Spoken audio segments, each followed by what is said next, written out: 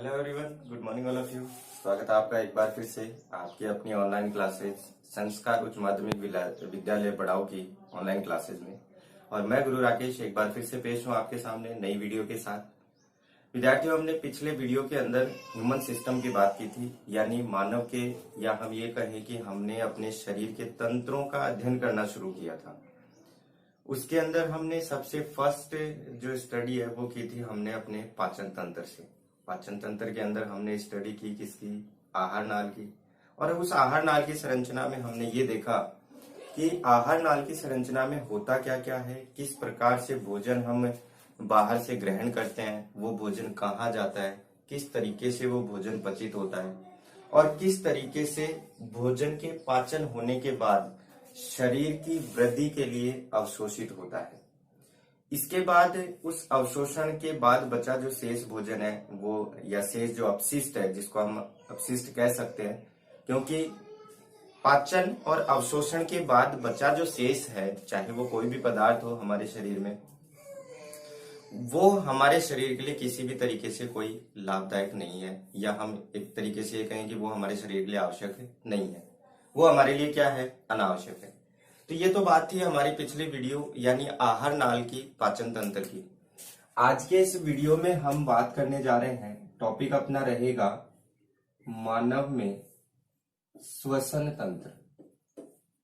श्वसन तंत्र, श्वसन तंत्र की बात हम करें तो जहां भी श्वसन की बात आती है वहां पर हमारे सामने एक गैस का नाम सामने आता है, और वो गैस है अपनी मोस्टली O2।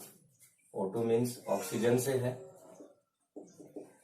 देखो विद्यार्थियों, इस पृथ्वी पर जितने भी जीव हैं उन सबको जीवित रहने के लिए भोजन और श्वास के लिए ऑक्सीजन की पर्याप्त मात्रा मिलनी बहुत जरूरी है। अगर ये पर्याप्त मात्रा में उसे ना मिले तो वो जीव इस पृथ्वी पर जीवित नहीं रह पाएगा।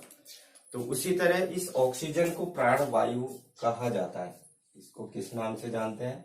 प्राण वायु के नाम से। प्राण वायु क्यों कहा जाता है? क्योंकि इसके बिना जीवन संभव नहीं है। आज के इस वीडियो के अंदर हम अपने शरीर के श्वसन तंत्र की बात करेंगे कि हमारे शरीर में पाया जाने वाला श्वसन तंत्र, या हम जो श्वसन की क्रिया कर पा रहे हैं, सांस ले रहे हैं, सांस छोड़ रहे हैं, ये क्रियाएं किस तरीके से होती है, कैसे होती हैं। तो इसे समझने से पहले हम थोड़ी सी जानकारी जुटाएंगे कि श्वसन है क्या। सबसे पहले तो ये चीज देखें कि श्वसन क्या है। तो विद्यार्थियों, मैं आपको दो चीज बता देता हूँ। यहाँ पर आपके दिमाग में आ रहा होगा कि श्वसन के अंदर हम O2 ले लेते हैं और CO2 छोड़ देते हैं।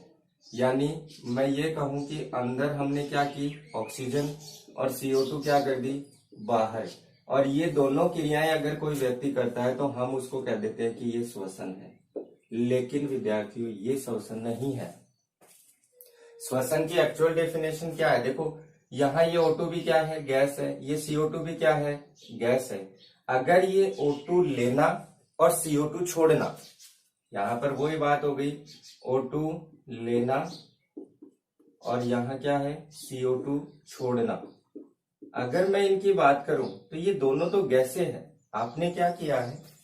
एक गैस को अंदर ग्रहण किया है, एक गैस को बाहर निकाला है। तो हम इसके लिए ये शब्द काम में नहीं लेंगे कि ये श्वसन है। ऑक्सीजन लेना और CO2 छोड़ना ये श्वसन है, हम ये नहीं कहेंगे। ये जो क्रिया है ये कहलाती है गैसों का आदान प्रदान। गैसों का आदान प्रदान कहलाता है। आदान प्रदान का मतलब आप समझ गए होंगे कि एक गैस हमने अंदर ग्रहण की है और दूसरी तरफ हमने दूसरी गैस बाहर की तरफ छोड़ दी है, मुक्त कर दी है। तो O2 लेना और CO2 छोड़ना ये श्वसन नहीं है, ये है गैसों का आदान प्रदान। तो अपना जो दिमाग के अंदर कंफ्यूजन है उसको दूर कर ले। यहाँ पे आपसे अगर कोई ये पूछे कि श्वसन क्या है, तो आप उसको ये जवाब नहीं दोगे कि O2 लेना और CO2 छोड़ना श्वसन है। ये श्वसन नहीं होता, ये गैसों का आदान प्रदान होता है। तो श्वसन क्या होता है, इसके बारे में हमें जानना है। तो श्वसन की अगर मैं परिभाषा दूं तो श्वसन की परिभाषा में हम ये कह सकते हैं कि कार्बोहाइड्रेट, कार्बोहाइड्रेट का मतलब आप समझ गए होंगे, carbon ratio hydrogen ratio oxygen कितने में होनी चाहिए? 1:2:1 में होनी चाहिए। अगर किसी भी यौगिक के पास कार्बन, हाइड्रोजन और ऑक्सीजन 1:2:1 के रूप में है तो हम उसको क्या कह सकते हैं? कार्बोहाइड्रेट कह सकते हैं। तो ये कार्बोहाइड्रेट के ऑक्सीकरण से, किससे? ऑक्सीडेशन से, या मैं कहूं ऑक्सीकरण से ऊर्जा प्राप्त होना, ऊर्जा का प्राप्त होना, ये जो क्रिया है ये कहलाती है क्या? आपकी श्वसन कहलाती है। कोई भी कार्बोहाइड्रेट है, या मैं कहूं कि ग्लूकोज के ऑक्सीकरण से या शर्करा के ऑक्सीकरण से ऊर्जा का प्राप्त होना ही क्या कहलाता है? श्वसन कहलाता है। तो श्वसन की एक्चुअल डेफिनेशन आपको ये देनी है। तो समझ में आया होगा कि गैसों का आदान प्रदान करना ये एक अलग चीज है और श्वसन ये एक अलग चीज है। आप दोनों को मिक्स नहीं करेंगे। यहाँ मैंने दोनों चीजें अलग अलग क्लियर कर दी है। श्वसन क्या है और गैसों का आदान प्रदान क्या है। वास्तविकता में अगर अपन देखें तो इस श्वसन की क्रिया में हम करते क्या है?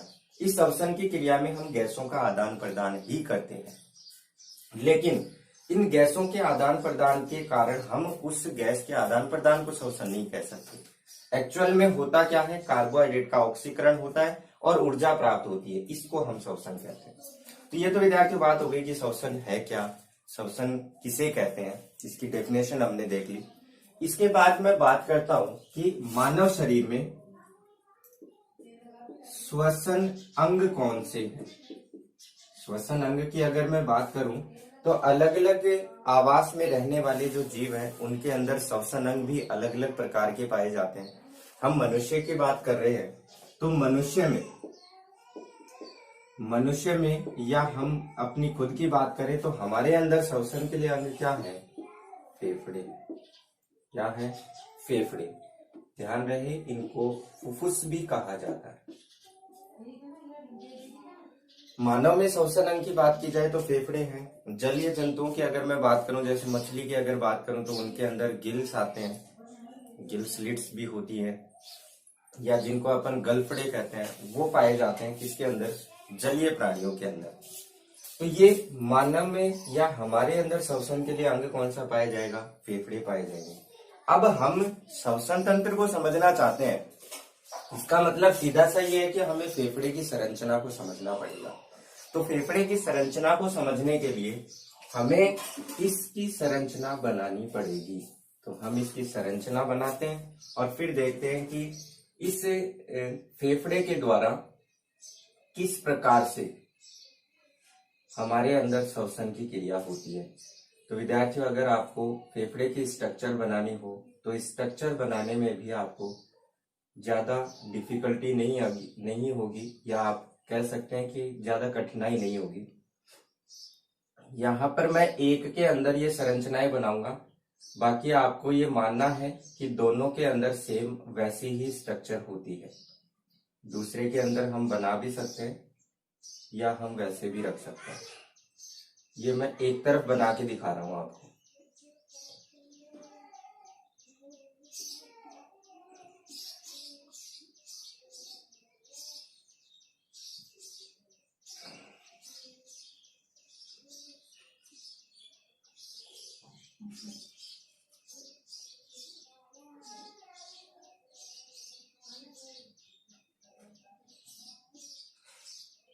ये जो संरचना आप देख रहे हैं ये फेफड़ों के अंदर पाई जाने वाली संरचना है, और इसके बाहर ये जो मैं अलग से बना रहा हूँ, ये मैं अलग कलर से डिनोट कर देता हूँ यहाँ पे इसको।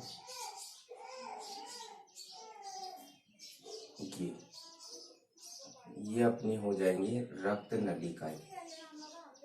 ये मैंने एक के अंदर बनाई है। इसके अलावा आपको बुक्स के अंदर एक टाइप की स्ट्रक्चर और मिल सकती है। आपको ये इस तरीके से भी मिल सकता है, इस प्रकार से, और इस प्रकार से भी आपको दिखाई दे सकता है। अलग अलग प्रकार से हम इसको डिनोट कर सकते हैं। हमें सिर्फ इसे समझना है कि ये है क्या एक्चुअल में। ध्यान रहे, मैंने ये दो अलग अलग चीजें बनाई हैं। आपको कुछ डायग्राम में ऐसी संरचना दोनों के अंदर मिलेगी, या फिर आपको इस प्रकार की संरचना दोनों में मिलेगी। आपको सिर्फ एक ही टाइप याद करनी है। मैंने यहाँ दोनों एक साथ समझाने का प्रयास किया है थोड़ा। अब यहाँ ये जो अपन ने फेफड़े बनाए हैं, इन फेफड़ों की संरचना के अंदर होता क्या क्या है, नाम क्या क्या है इनके, इन नामों की हम यहाँ चर्चा करेंगे। सबसे पहले अगर मैं अपने मुख से स्टार्ट करूं तो ये अगर मैं नाक मान लूं यहाँ पे और नीचे की तरफ अगर अपन मुंह मान लें तो इस संरचना को हम जोड़ेंगे यहां से, ये इस प्रकार से जोड़ देंगे। यहाँ अगर मैं इसकी स्ट्रक्चर की बात करता हूं तो ये सबसे पहले तो हमारा जो वायु के संपर्क में रहेगा वो क्या रहेगा, नाक। नाक के बाद अगर मैं पीछे की तरफ चलूं तो इससे सबसे पहले इस नाक को ही समझ लेते हैं। इस नाक के अंदर दो चीजें, कितनी चीजें हैं, दो चीजें हैं। एक तो है इसके अंदर रोम और एक है इसके अंदर श्लेष्मा झिल्ली। कौन सी झिल्ली है, श्लेष्मा झिल्ली। ये दो चीजें हमारे नाक के अंदर पाई जाती है।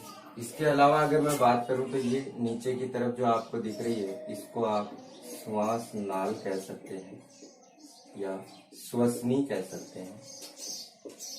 फिर ये यहां तक सिंगल थी, फिर डबल हो गई, डबल होते इनका नाम श्वसनी का, श्वसनी का। और ये अंदर जाकर छोटी छोटी नलिकाओं में डिवाइड होगी। देखो यहाँ हो गई, यहाँ हो गई, यहाँ हो गई, यहाँ हो गई। इनको हम नाम दे सकते हैं श्वसनिकाएं, श्वसनिकाएं।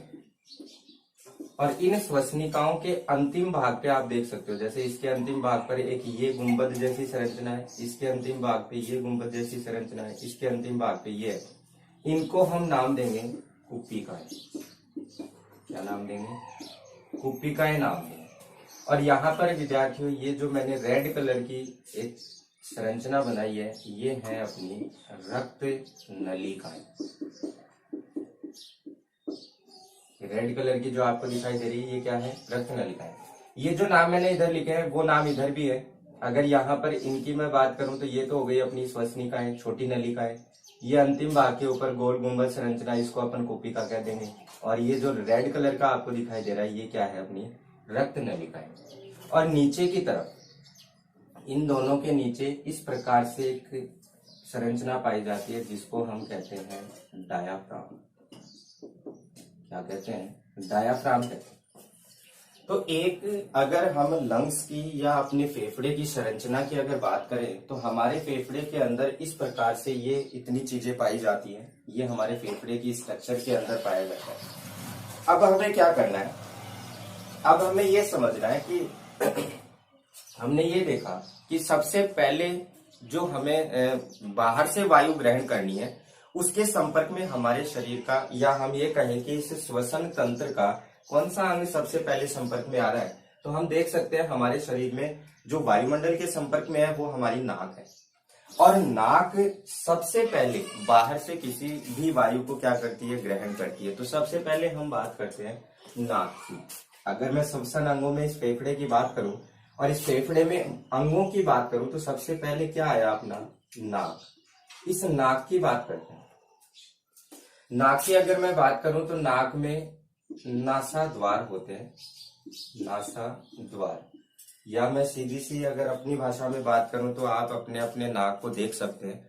नाक के ये तो नाक हो गया, नाक के अंदर दो होल हैं या दो छिद्र हैं जिनको हम किस नाम से जानते हैं, नासा द्वार के नाम से जानते हैं। अब इस नासा द्वार के अंदर दो चीजें हैं जो मैंने अभी आपको ऊपर बताई। एक तो है रोम, रोम का मतलब यहाँ हम क्या लगा सकते हैं, बाल लगा सकते हैं। और दूसरा क्या है, श्लेष्मा परत, श्लेष्मा परत। ये दो चीजें हैं किसके अंदर, नाक के अंदर। अब सबसे पहले वायु इसी के अंदर ग्रहण हुई, सबसे पहले वायु किसके संपर्क में आई, नाक के संपर्क में आई। तो अब यहाँ पर थोड़ा सा हम तार्किक सोचते हैं कि आप जैसे मान लो कि आप नॉर्मल श्वसन की क्रिया कर रहे हो और बाहर हवा चल रही है, तो हवा चलने के दौरान आप ये तो देखोगे कि उस हवा के अंदर मिट्टी के कण भी हो सकते हैं, सूक्ष्म जीव भी हो सकते हैं। क्या हम बाहर से जो वायु ले रहे हैं हमें पता है क्या कि क्या वो एकदम शुद्ध है? नहीं। उस वायु के अंदर छोटे छोटे मिट्टी के कण या फिर हम कहें कि सूक्ष्म जीव ये उपस्थित हो सकते हैं। तो यहाँ पर सवाल ये होता है कि अगर मान लो कि धूल भरी आंधी चल रही है, क्या धूल भरी आंधी में हम श्वसन की क्रिया नहीं करेंगे? करेंगे। लेकिन अगर ऐसा हो कि उस धूल भरी आंधी में आपने श्वसन किया और श्वसन करने के दौरान आपके वायु के अंदर जो धूल के कण थे वो धूल के कण आपके नाक से होते हुए, भाई नाक सबसे पहले संपर्क में आएगा, नाक से होते हुए अगर वो आपके फेफड़ों तक पहुंच गए, और अगर मैं ये कहूं कि फेफड़ों के अंदर भी कुपिका तक पहुंच गए, तो क्या होगा? श्वसन क्रिया बाधित होगी। कैसे होगी? यहाँ विद्यार्थियों हम थोड़ा सा प्रैक्टिकली सोचते हैं। जैसे मान लो कि आंधी चल रही है, हमें श्वसन करना है, क्योंकि श्वसन तो एक निरंतर होने वाली क्रिया है, इस पर हमारी इच्छा जो है वो काम नहीं करती। हम अपनी इच्छा से श्वसन नहीं कर सकते, ये एक अनैच्छिक क्रिया है, हमारी इच्छा के अलावा होती है, हमारी इच्छा इसके ऊपर नहीं चल सकती। तो आप जैसे मान लो कि आंधी है, उसके अंदर आप श्वसन कर रहे हो, तो उसमें मिट्टी के कण तो होंगे, निश्चित सी बात है। और हमारे फेफड़ों की अगर मैं बात करूं तो ये फेफड़े गुब्बारे जैसी संरचना माने जाते हैं। जैसे एक गुब्बारे के अंदर आप क्या करो, एक छोटा सा पत्थर डाल दो, और उस छोटे से पत्थर डालने के बाद आप उस गुब्बारे को निरंतर हिलाते रहो, क्या होगा? तो विद्यार्थियों जवाब आपके पास होगा कि वो गुब्बारा थोड़ी देर बाद में क्या हो जाएगा? फट जाएगा। अगर गुब्बारा फटा है तो उसका कारण हम किसको ठहराएंगे? हम उसका जिम्मेदार किसको मानेंगे? ये गुब्बारा क्यों फटा? हम उसका जिम्मेदार मानेंगे कि इसके अंदर जो धूल, वो जो छोटा सा पत्थर का कण था, वो पत्थर का कण बार बार उस गुब्बारे की दीवार को क्या कर रहा था? रगड़ कर रहा था, और रगड़ करने के दौरान उसकी भित्ति वहां से क्या हो गई? कमजोर हो गई, और भित्ति कमजोर होते ही वो भित्ति क्या हो गई? टूट गई। तो विद्यार्थियों अगर ये गुब्बारे वाले एग्जाम्पल को मैं यहाँ अपने श्वसन तंत्र के अंदर जोड़ूं तो आप आसानी से इसको समझ जाओगे।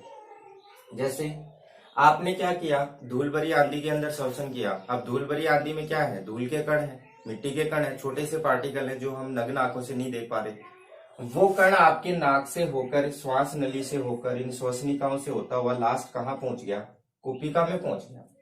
अब कुपिका के अंदर वो कण पहुंच चुका है। आप बार बार श्वसन की क्रिया करोगे तो आप श्वसन करके देख लो, आपके ये जो फेफड़े हैं, या मैं कहूं कि आपका सामने ये जो सीने वाला भाग है, जिसको हम अपना चेस्ट या छाती कह सकते हैं, ये वाला भाग आप जैसे ही श्वसन करते हो, जैसे आप सांस को अंदर लोगे तो ये वाला भाग बाहर आ गया, जैसे ही आप सांस छोड़ोगे तो ये वाला भाग वापस अंदर चला गया। इसका मतलब मैं ये कह सकता हूं कि जैसे ही आप वायु अंदर ग्रहण करोगे, आपके फेफड़े क्या होंगे? फूलेंगे, और जैसे ही आप वायु छोड़ दोगे या गैस निष्कासित कर दोगे, फेफड़े क्या हो जाएंगे? संकुचित हो जाएंगे। अगर फेफड़े इसी प्रकार लगातार फूलते रहे, सिकुड़ते रहे, फूलते रहे, सिकुड़ते रहे, तो आप खुद अनुमान लगा सकते हो कि इसमें भी वही कंडीशन हो गई कि उस गुब्बारे के अंदर हमने पत्थर डाला और धीरे धीरे उसको बार बार क्या कर रहे थे? हिला रहे थे। तो वो धूल का कण इन कुपिकाओं तक पहुंच जाए और आप बार बार श्वसन की क्रिया कर रहे हो, ये कुपिका बार बार ऊपर नीचे या आपके फेफड़े बार बार ऊपर नीचे हो रहे हैं, तो क्या वो धूल का कण उस कुपिका की भित्ति को नहीं घिसेगा? या हम ये कह सकते हैं क्या वो रगड़ नहीं करेगा? उस भित्ति के साथ करेगा। अगर वो इन कुपिकाओं की भित्ति के साथ रगड़ करता है, या मैं कहूं कि आपके फेफड़ों में जो धूल का कण गया है वो बार बार श्वसन की क्रिया के दौरान उस भित्ति को कमजोर करता है, तो एक स्थिति ऐसी आएगी कि वो भित्ति वहां से क्या हो जाएगी? फट जाएगी। और अगर भित्ति फट गई तो फिर ये वो बात हो जाएगी कि साइकिल के टायर की ट्यूब जो होती है उसके अंदर अगर छोटा सा कांटा चुभ जाए तो ट्यूब क्या हो जाती है? पंक्चर। तो आपके फेफड़े भी क्या हो जाते हैं? पंक्चर। और पंक्चर होने के दौरान आप श्वसन क्रिया जिस तरीके से आप सामान्य श्वसन कर पा रहे थे वैसा श्वसन आप नहीं कर पाओगे। आपकी श्वसन क्रिया क्या हो गई? वहां पे बाधित हो गई। इसको भी हम साइकिल के टायर के ट्यूब वाली एग्जाम्पल से जोड़ सकते हैं। जब तक वो ट्यूब एकदम सही है तब तक उसके अंदर हवा टिकी रहेगी, और हवा अगर टिकी है तो ही वो साइकिल क्या कर पाएगी? आगे गति कर पाएगी। अगर उसके अंदर छोटा सा कांटा चुभा दिया जाए तो उस ट्यूब की सारी हवा क्या हो जाएगी? फुस। ट्यूब क्या हो गई? फुस हो गई। हवा निकल चुकी है। हवा निकलने के बाद आप साइकिल चला सकते हो? नहीं चला सकते। अगर चलाओगे तो नुकसान होगा, सीधी सी बात है, या तो ट्यूब कटेगी या टायर कटेगा।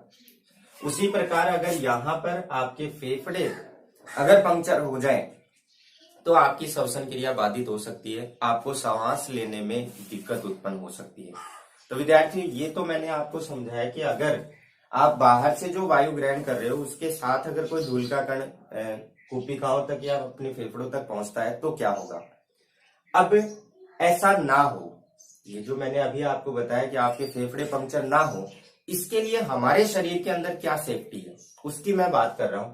तो उसकी सेफ्टी को समझने के लिए हम वापस शुरुआत से स्टार्ट करते हैं कि हमने बाहर वायुमंडल से क्या किया है। सबसे पहले वायु ग्रहण की है, कहाँ गई, नाक में गई।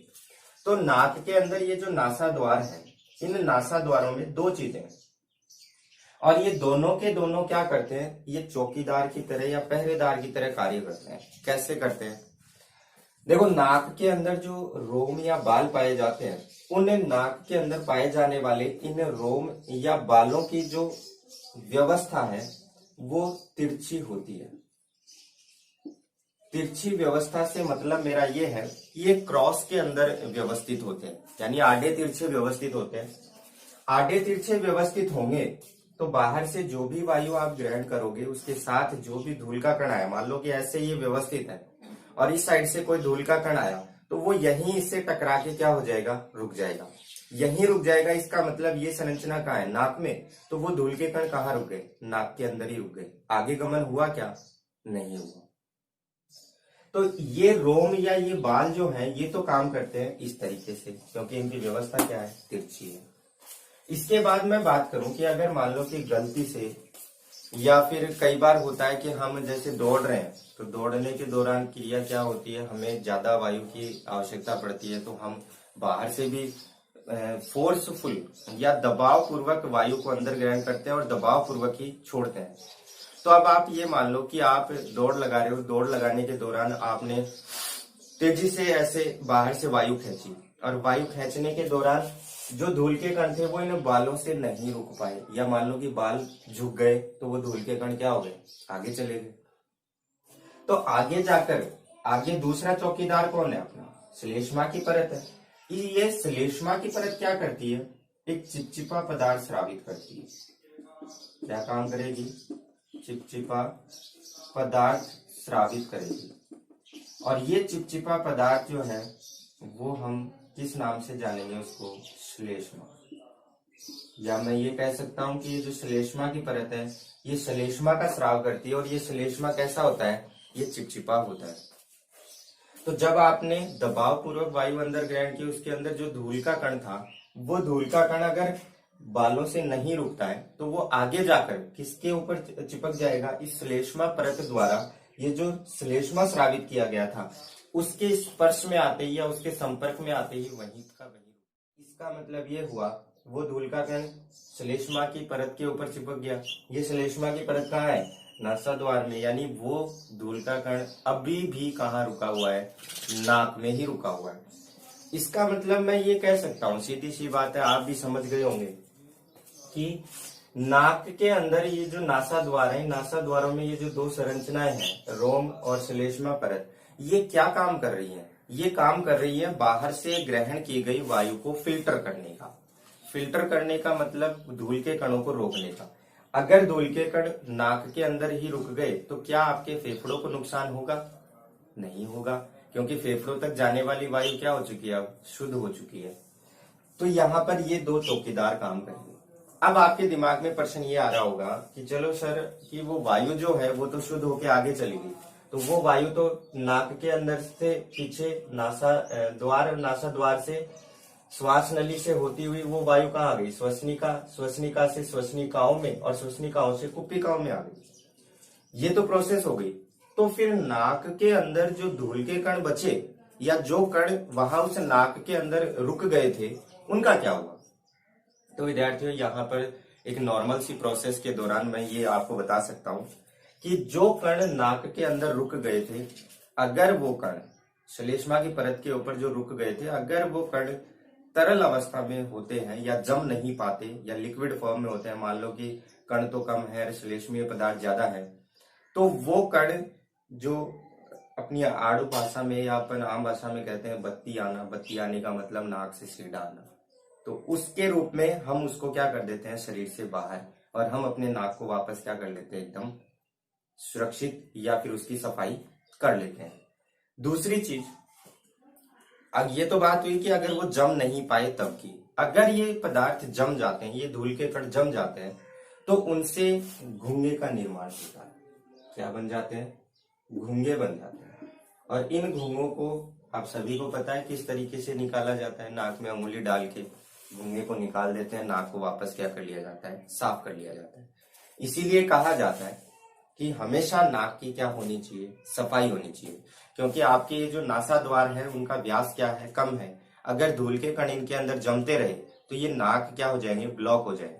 और ब्लॉक होने के कारण जब आप दोबारा से श्वसन की क्रिया करोगे तो उसके बाद उस वायु के अंदर आने वाले जो धूल के कण हैं उनको आपके रोम नहीं रोक पाएंगे, क्योंकि वो रोम तो पहले ही बंध चुके हैं जिनके साथ, पहले वाले पार्टिकल्स या पहले वाले जो मिट्टी के कण हैं उनके साथ। इसीलिए नाक की हमेशा सफाई होनी क्या है, जरूरी है, ताकि आपकी जो श्वसन क्रिया है वो भी प्रॉपर हो, और साथ ही साथ जो धूल के कण है उनको रोकने के लिए आपकी श्लेष्मा परत और आपके ये जो रोम है ये एकदम फ्री रहे।